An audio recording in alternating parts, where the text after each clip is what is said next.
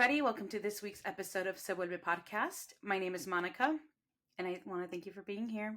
For this week's episode, I'm actually going to be sitting down with my friends / former neighbors, Carmen and Jessi. We're going to go ahead and jump into that conversation so you can kind of learn about what we're going to be talking about today. So please help me welcome Carmen and Jessi. Carmen and Jessi, welcome to Se Vuelve Podcast. How are you guys doing? Good. How are you? I'm doing good. Jessi, how are you? Good. Happy spooky season. Happy spooky season. And that's why we're here today, guys. So when I kind of found out that Halloween was going to be on a Thursday, I kind of made the executive decision that I wanted to have like a spooky episode, like a paranormal episode. Well, this episode's actually going to be split up into 2 episodes. So we'll get one on Halloween, and we'll get one on, if I get the 24th, though. That's why we're here today. We're going to talk about some of our experiences. So Carmen and Jessi used to be my neighbors at our former residence. We're not going to say the street name, but we used to live on the street. No, because my brother still lives there. But anyway, and your family still lives out there, so we'll keep it secret. But we used to live in the street, and it's fun. It's interesting because specifically for you guys, like I feel like you guys had the most of the paranormal activities at your house. For me, it was only like a couple instances, but then there was like a house there was an apartment and between my house and another apartment building, and I remember that was also kind of like haunted. So we're sitting here today to kind of tell you some of the experiences of living on the street. So Carmen, do you want to start us off with some of the things that you encountered? Sure. I guess I'll kind of break it up into like a post information of like what we know of the area before we all moved in. Of course, yeah. And give some context to that, and then kind of talk through the experiences of me, and then maybe I'll just briefly summarize the household experiences. And then I'll talk about like just some really quick post research that I found out, which I thought was interesting about the general area. We basically are from the south suburbs, like a post-industrial kind of factory city, Victorian, late Victorian area. All of the houses on our street were built, I believe, in the start of the 1890s, and all of the construction kind of wrapped up in like 1905. So for the most part, within like a 5 to 10 mile radius, there's nothing that's like older than like maybe 1910, which to me growing up, I always thought that was like normal in the Midwest. I was like, yeah, we all live in old houses. But, of course, you go to college and everybody's like, well, my house was built in 1995 and that's so old. And I'm like, what the heck? But anyway, so yeah, you have all the stuff that comes with an old house that you kind of just think is normal. So kind of plays tricks with your heads. You hear about all the stories from the neighborhood. So in particular, our house, I think, was built in 1890 or 1899. And it was one of the last houses to be built on the block. So I think there was just like about a 10, 15-year time span. Okay, so most of the people who built the houses, they're kind of like, just 1,000 square foot bungalows, 2 to 3 bedrooms. Okay, super, super quaint on a postcard. But okay, so my parents moved in and purchased our property in the 80s, I believe. Yeah, late 80s, right before I was born. When they did move in, there were stories from the previous tenants that had lived there. My mom kind of got the rundown at first. Just general stuff of like, oh, the basement's very spooky. We've heard stuff. People don't want to rent out the basement, et cetera, et cetera. And of course, it's an old house. My mom grew up in old houses. She wasn't quite sure what that meant, but over the next about 30 years, we would kind of figure out more of the story and have our own experiences. So I think as soon as I was born, which is about a year later, they started hearing stuff from what I understand. A lot of it was just very strange paranormal noises in general. Mm-hmm. And then I think towards the early 90s, I think some of my older sisters would be about, let's say maybe they were like 10 and 7 around that time, a little bit plus or minus, they started seeing occasionally, just a handful of times, actual entities of people that didn't live in the area, people that didn't live in our house. We didn't have a lot of visitors, not a lot of extended family around. I think my second oldest sister said she saw a man with a beard and a mustache, which again, we didn't have many men besides my dad around the area. She saw him being violent with a child in the front yard, kind of an old checkered shirt on, and then the image was just gone. And she was, I think, maybe like 8 at the time when she saw this, but that was a really powerful apparition that she saw. She was very distraught. Wow. Which sister was this? Mary. Oh my gosh. Yeah. So yeah, I think she was, I want to say like 7 or 8. So it might have been when I was about a year. So yeah, we're kind of in the first couple years of moving in. And she was saying, sorry, Mhm. and she was saying about like she didn't go into her household, but saying about like there's not many men. Can you explain what your house, like who lives in your household or who lived in your household? Yeah, sorry. So at the time, which would have been the early 1990s, it was just me as an infant, 2 older sisters, and a mother and a father. So just this typical nuclear family in the home. But we're like essentially to say like it was a house full of women, or a house full of girls, So to see like a man, like another man, it's not normal or abnormal, whatever you call it, right? And it's not a super urban area. It's a typical suburban area. So you wouldn't have individuals just walking around the streets. Right. That's for sure. Mm-hmm. Yeah, for sure. Yep. So we've seen a lot of stuff around, just random creaks and sounds, I believe. My mom has always seen objects moving, toys. As we last 3 girls were born and added to the household while they first were living there. So I think a lot of toys were around the floor. She'd see them moving occasionally. A lot of sounds of doors slamming, things like that. Then we kind of get into like the late 90s where now the 3 youngest daughters start seeing apparitions as well as hearing stuff. So I'm not sure if it was me or Jessi that saw the next apparition first, but I would say maybe around 1998, I want to say maybe 99, I saw my first apparition in our living room in the middle of the night. So I just fell asleep on the floor. It was summer. It was hot. The AC unit was in the front of the house. Yeah. Back in the day. Yeah. So yeah, I fell asleep in the living room and then I woke up in the middle of the night. Kind of like you get this like feeling, like this uneasy feeling. I don't remember waking up from a dream. Nothing frightening like that. And there was a apparition of like, I want to say maybe a 6 to 8 year old girl, all in white, just staring at me in the corner of the room. Just no interaction really, but you could clearly see that there was somebody else there, void of color. Yeah. Yeah. And then, God, I'm trying to think. I think I personally hadn't seen another apparition until I was a teenager by that point. But I think Jessi or one of the other sisters as well saw another child. We're not sure if it was the same child. Kind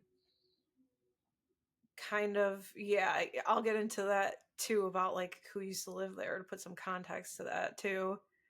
But so kind of just again, creaks, weird noises, kind of like negative energy occasionally. And then I think once I was a teenager and in high school, we would see occasionally kind of like a black orb that would fly across the room. At least I saw it about 2 or 3 times in high school.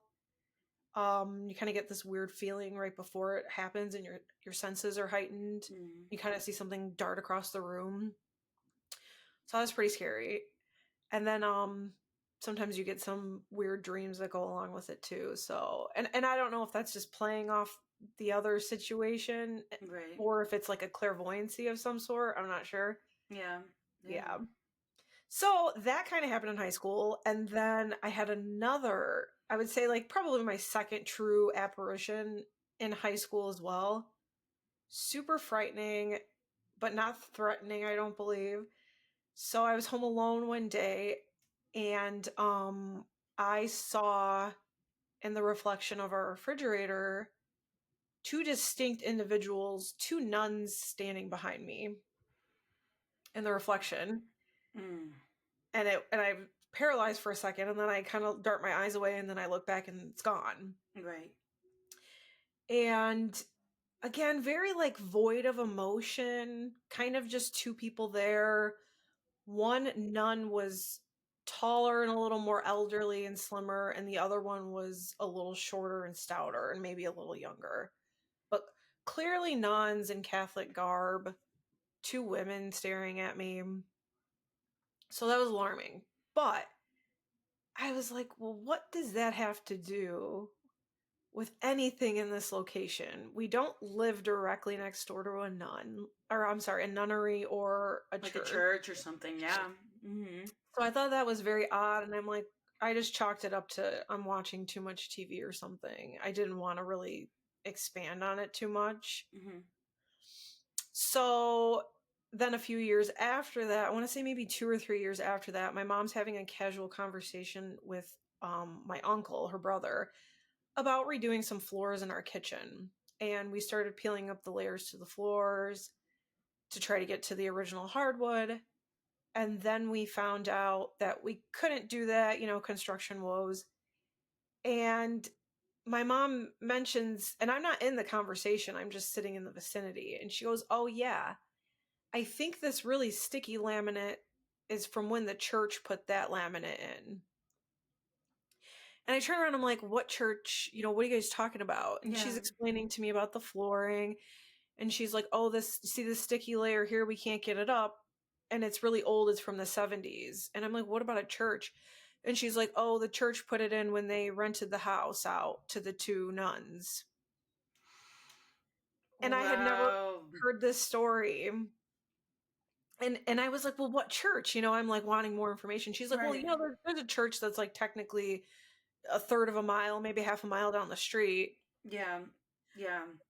And I think she had behind us, the one behind us, like by the schools. No, not the one behind us. Okay. So you're talking about the one.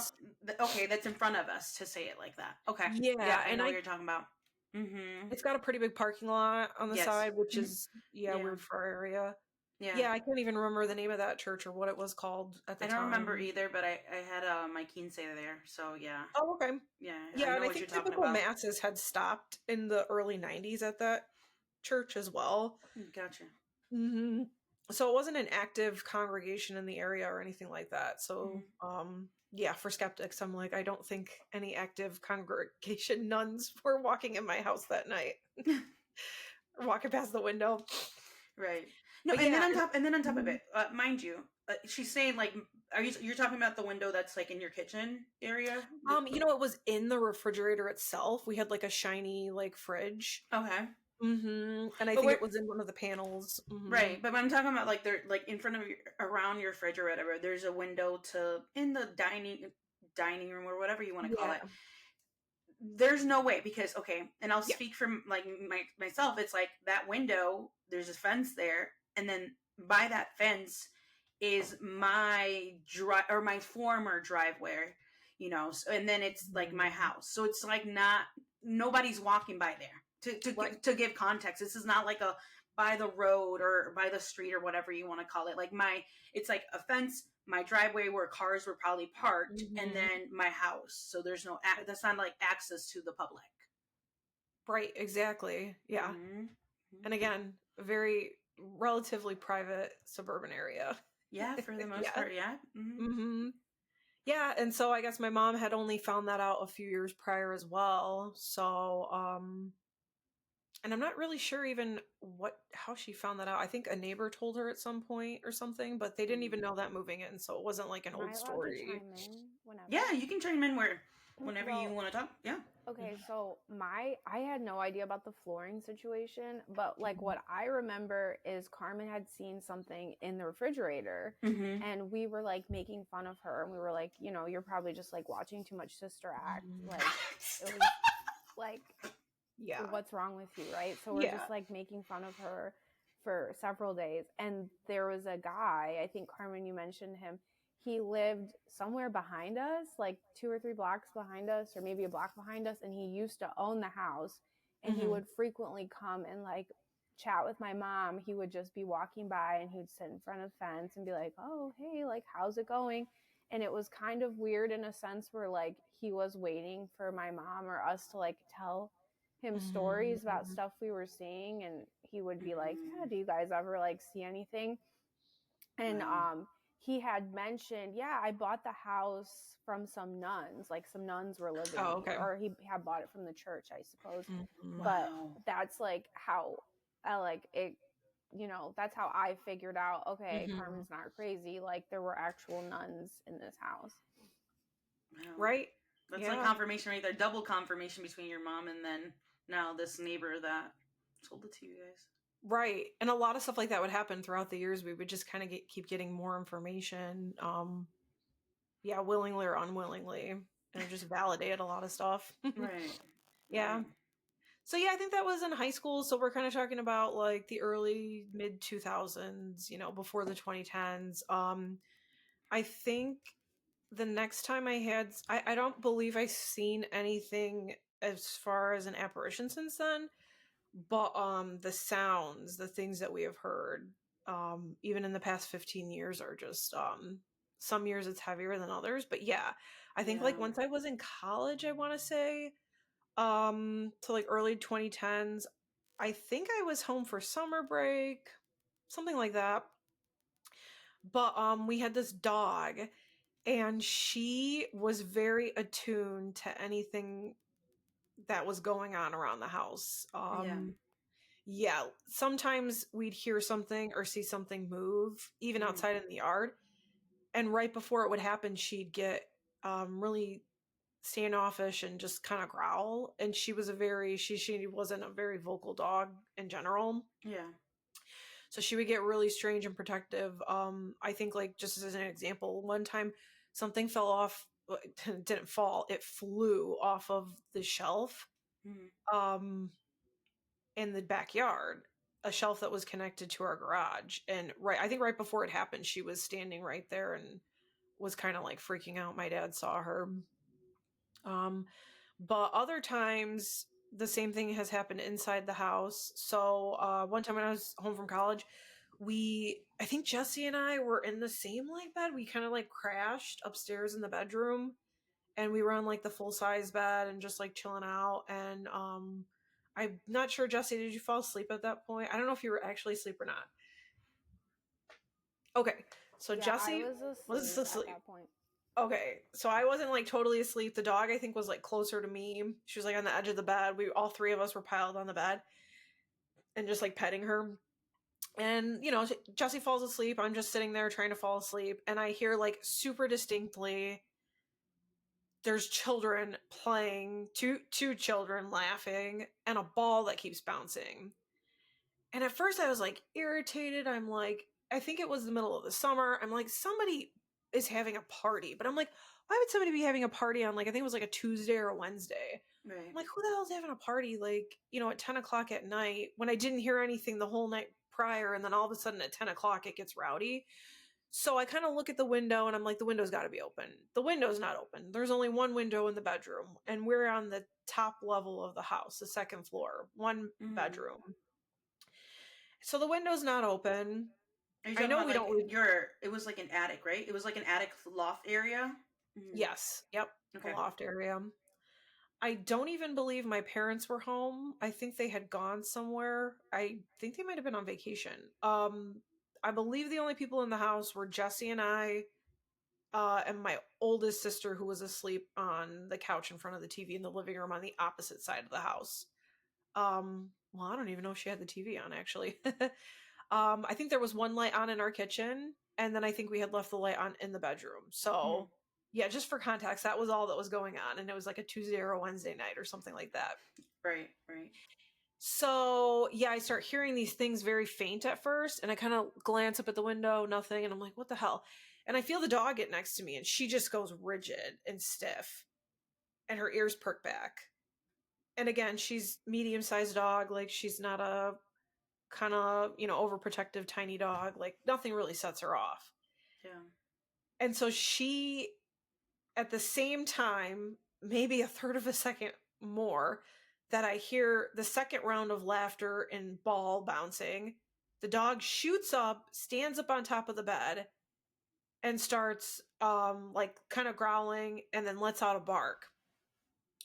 And then I hear the sound super intense, 2 kids playing on our loft staircase. There's like a landing, and there's no mistaking it at that point. It's not from outside of the house. Like, it's right there. Mm-hmm. And I look over by the staircase, and I literally expect to see people walking up the stairs. And the dog is just going insane at this point. And she didn't want to get off the bed at first. She was just standing there, standing her ground. And I think the laughter and the playing went on for, I believe, almost a full minute. I've never heard since that time like a full, like, ghostly sounds last that long.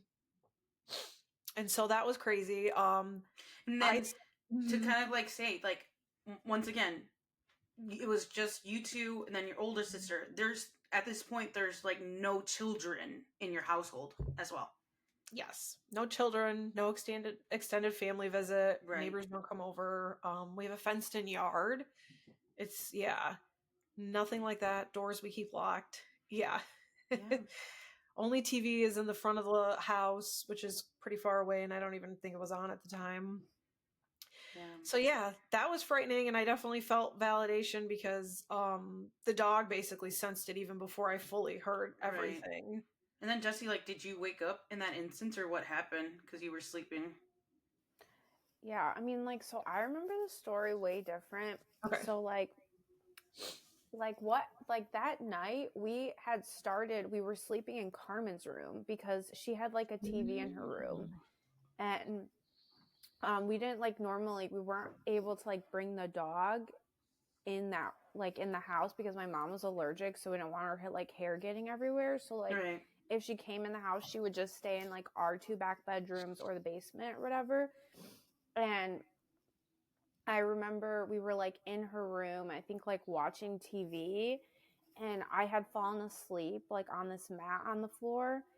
And I remember like I had a really bad dream or like a really bad like feeling come over me. Mm-hmm. And I don't even know what it was. Like, it wasn't necessarily a dream. It was more like just like a really bad feeling, like all the like negative emotions like bunched into one. I can't even describe it because I've never felt like that before. And it just like woke me up, and whatever it was like a feeling that was like inside me, and then it left. Mm-hmm. And so like as soon as I like woke up, it like just like, and I breathed, it felt like it just like came out of me.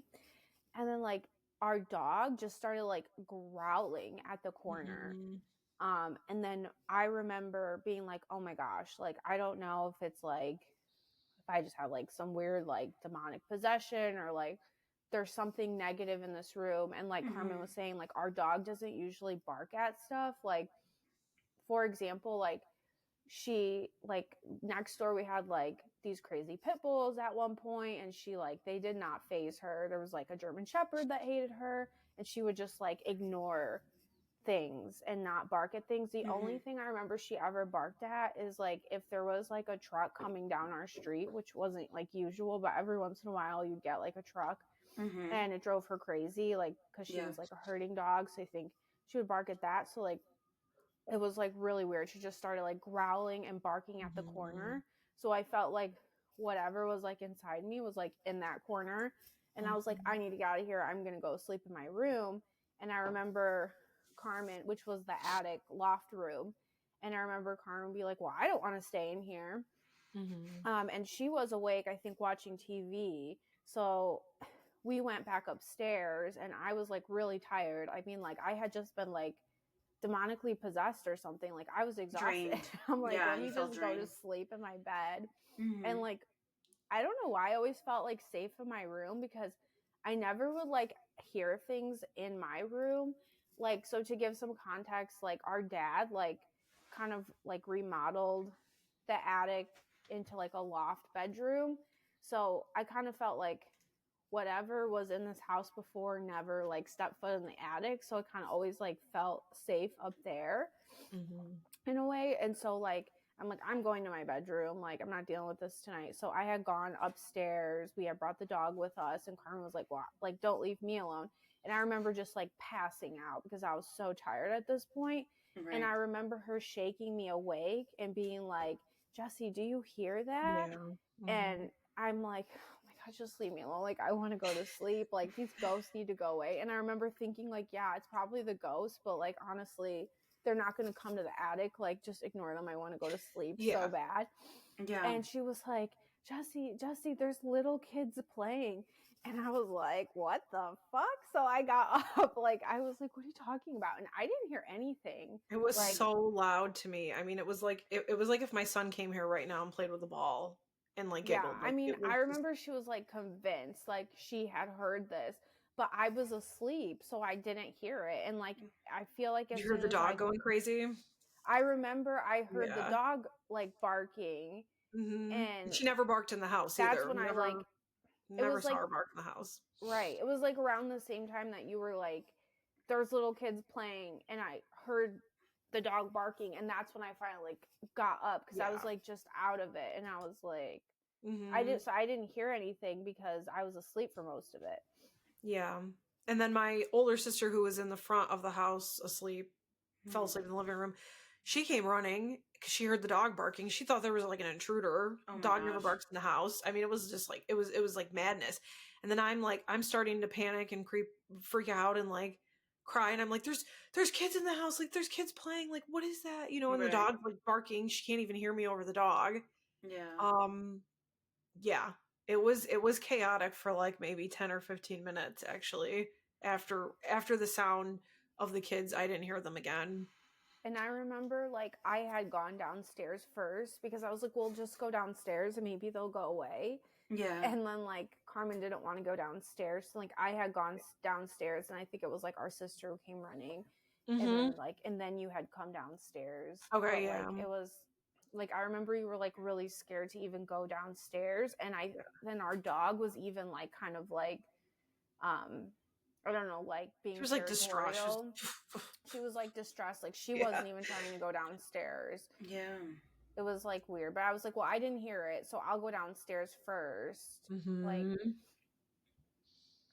so I don't know, I feel like whatever, when I was sleeping, whatever was like inside me was like connected to that thing, and it was like trying to taunt us that night. Yeah. Could be. So yeah, I think that was like the last time I saw or heard anything super like large scale. Yeah. So that might have been like about 10 or 15 years ago. But again, and I'm just like summarizing, I think everybody in the family who ended up still staying there, they still see and hear things. I don't think there's been any full body apparition. Oh no, I take that back. My oldest sister, I think, was visiting my parents one day about maybe like 5 or 6 years ago, and she did see a full body apparition of, again, a man with a beard and a mustache, dark hair, and a plaid shirt. And it sounds just like the individual that my older sister saw when she was also a different sister, saw when she was like 7 or 8. So she saw that man inside the house this time, not outside. And they kind of compared stories years later, and it sounds like the same individual. Yeah. And then other than that apparition a few years ago, I think that it's mostly been doors slamming once every few months. Not a super active poltergeist scene, more sounds than anything. Yeah. And I'm trying to think of what else. I think one of my younger sisters has had kind of like a night terror from an entity. I don't think she's seen anything, but I think she's had the classic, I think they've kind of like pulled her in her bed in the middle of the night. She's seen like sheets fly off of her in the middle of the night, things like that. Yeah, and I think that was actually started a few years ago, maybe like 3 or 4 years ago, and she so kind of started up again for her, but not for my parents, because at that point 3 years ago I think there were only 3 individuals living in the home. But yeah, my youngest sister, who was still in her 20s at this point, she started having a few night issues with some of these entities, and she does not like to stay there anymore. She cannot sleep at night. Well, it's like, to think about it, right? Your house at one point in like the late 90s to early 2000s, right, was a full household. Yeah. A full household of children, like women. I was going to say that people going through puberty. Like, usually that's when, I feel like, when you hear about things, that's when like things tend to happen, because kids are more sensitive to energy, and then through adolescence it's such a transitional like point in people's lives that usually like entities, spirits, ghosts, whatever you want to call it, are usually a little bit more, I don't know, reach out. I don't know how to explain it. Yeah, we could have our own podcast on that, right? Like the psychic theories of like energy conducting and like like all of that. Yeah, for sure. I think to kind of like chime in, it's really funny because I live, like we said, we live next door to each other for years. My house was right next door, and for the most part was quiet. I never really experienced any paranormal activity. I remember like hearing those stories from you two about like things that would happen and stuff, but never really experiencing it myself until there was one night. All right, and this is where we're gonna leave off this week's conversation. Please come back next week for the conclusion of this episode. As always, I want to say thank you to anyone who tunes in to listen. I would appreciate if you could leave a review and let me know information resonated with you. Please follow and share on social media. The pages are at Se Vuelve Podcast, or my personals at Se Vuelve Monica. Once again, thank you so much for listening. Nos vemos pronto. Talk to you soon. Bye, everybody.